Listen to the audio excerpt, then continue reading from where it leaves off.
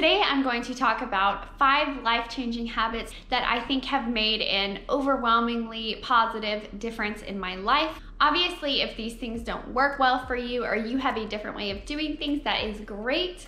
You do you. But for me, these habits are something that I have made not really into habits, but into actual lifestyle changes. And they've really done nothing but just improve my life in so many different ways.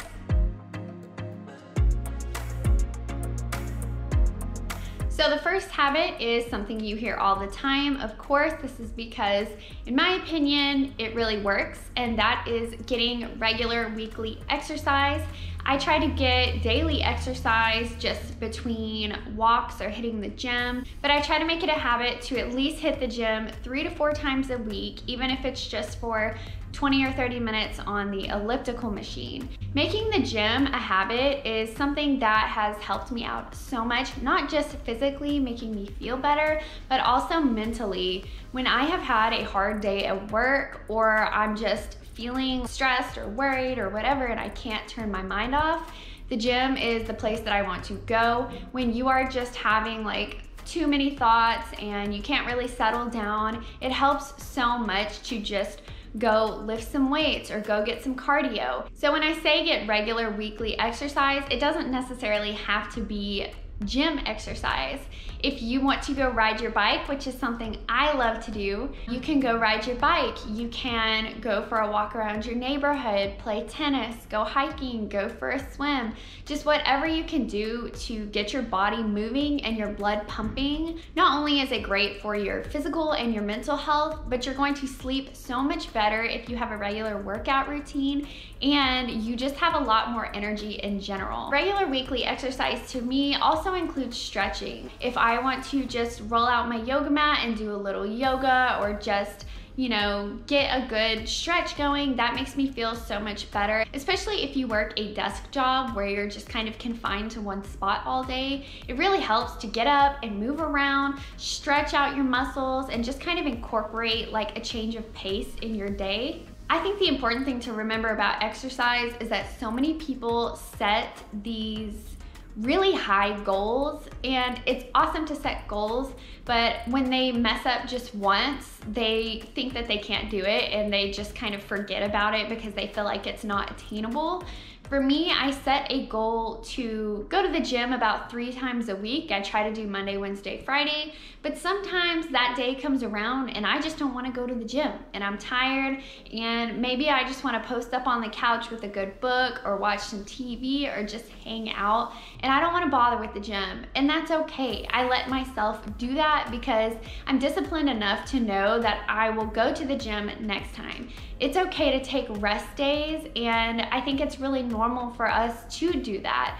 If you make it a really strict schedule, sometimes you will fail at that, and you don't want to put so much pressure on yourself. It should be something that you enjoy, not necessarily something that you force yourself to do. And just know that if you slip up, it's okay. There's always tomorrow. The next habit that I have implemented into my life is probably the most important one on this list, and that is to keep track of your money by using a budget. Having a budget is so unbelievably important, not just to know where your money is going and when your bills are due and when you need to pay things, but it's important for a peace of mind. I know when I didn't have a budget and I wasn't keeping track of things, I would open up my bank and be surprised when Spotify pulled or Adobe pulled. It's really depressing in a way that you feel like you don't actually have control over your money. The day that I sat down and strictly wrote out what all my bills were, when they were due, put as much as I could on auto pay, I made a plan to pay off my debt, and I got a good emergency fund going. So when I have something pop up unexpectedly, I'm honestly not even stressed about it because I've planned for it. Getting control of your finances is the most liberating thing you can do. When you start like paying debt off, you just get this sense of badassness that like nothing else compares. I recently started using the You Need a Budget software, also known as YNAB. I am really liking it so far, although there is kind of a learning curve. It's a pretty cool software where you can put all of your bank account information, your credit cards, and then obviously all your bills, and you track everything. But if you can't afford a budgeting software, YNAB is like 12 bucks a month or like $84 a year. If you can't afford that, go the old pen and paper route or use Excel or some sort of spreadsheet if you are able to. It really doesn't take that much. It's just a little extra planning. And once you get in the flow of tracking your finances, things become so much easier. You realize things that you were paying for that you didn't need to be paying for. You get debt paid off. The next thing you know, you have extra money every month. The emergency fund is a definite necessity too, and all of it really boils down to peace of mind and freedom and just the ability to not worry so much. And I think we all need a lot of that in our lives. So the next habit is a definite no-brainer, and that is regularly cleaning your home and reassessing what's in your life. I'm definitely a clean freak. I've kind of talked about that before, but I also have a super hairy dog, so I'm constantly cleaning the house regardless. Would definitely love to invest in like a robot vacuum, hoping like Christmas.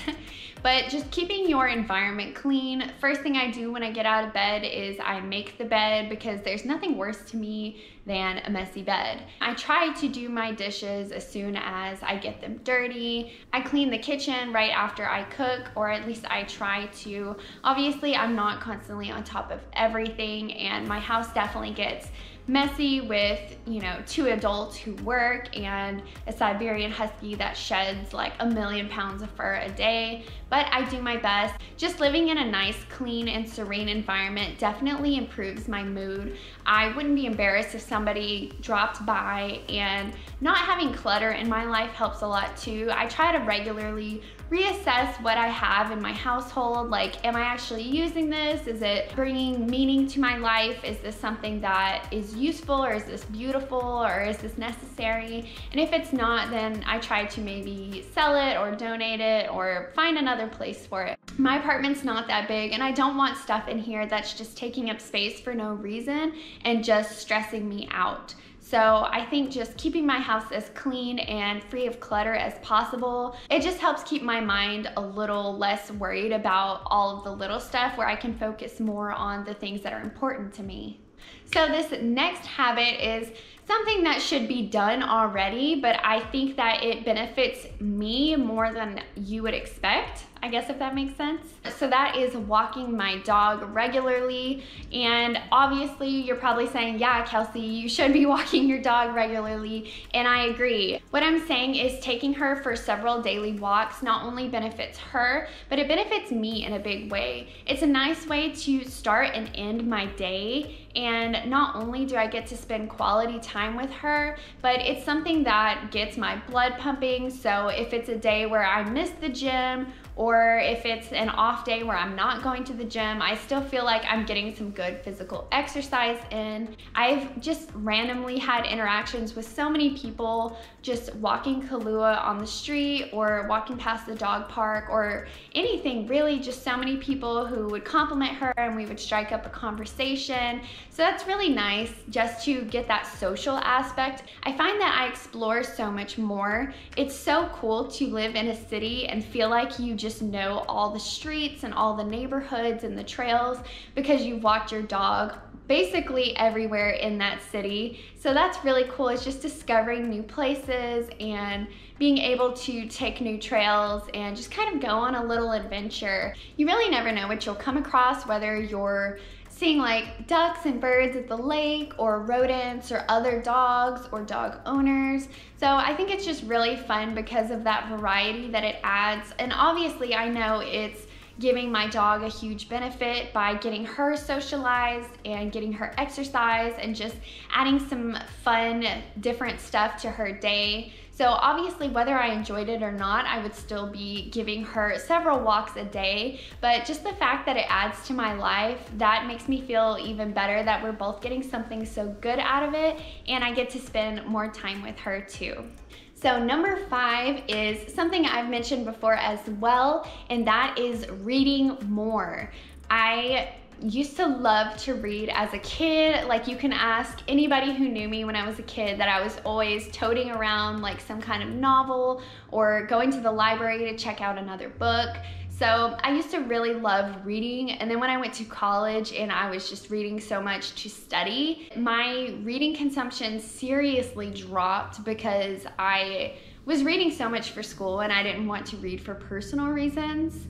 It took me probably a year or two after graduating to get back into reading, and what really helped me is when I got a Kindle for Christmas, and ever since I got a Kindle, I've just been reading so much more just because it's so much easier to access books with a Kindle. When I used to just read physical books, it took a lot more effort because I would be researching books and then I would either go to the library or go to the bookstore and try to even see if they had these books available. But with the Kindle, I can download samples and kind of get a feel for the book and then decide from there if I want to keep reading it or not. Since I got my Kindle, I've read like dozens and dozens of books. I honestly don't know the exact number, but I'm pretty much reading a new book each week. And in an age where we're so obsessed with our smartphones, I know my phone consumption is way too high. I'm constantly grabbing my phone and checking social media and checking news and just all kinds of stuff. So I've really tried to make it a bigger rule in my life, instead of checking my phone, to just pick up my Kindle and like read a couple chapters. It's a really nice hobby to have. So not only do I get to learn things and enjoy things, whether I'm reading fiction or nonfiction, but I think it's just a good outlet and a good hobby to get into, as opposed to just being on my smartphone after dinner. I can just relax and unwind with a book. And it's just nice to get back into reading when I felt like it was almost impossible for me to do so after college, just because I didn't have the drive to do so. Now with my Kindle, I have so much more of a want to read, and it's just a hobby I feel like has brought a ton of joy to my life. If you are somebody who enjoys reading, or maybe you used to like reading and you want to get back into it, I definitely recommend an e-reader. I didn't think I would be the type of person to enjoy e-readers, but I can definitely absolutely see the benefits that it has brought to my life. Well, that's pretty much it for this video. I hope that you guys enjoyed it. I would love to hear about lifestyle changes that you've incorporated into your life that you feel have been extremely beneficial and have just improved your overall well-being. Drop them in the comments below. I would love to hear about them. As always, thank you guys so much for watching, and I will catch you in the next video.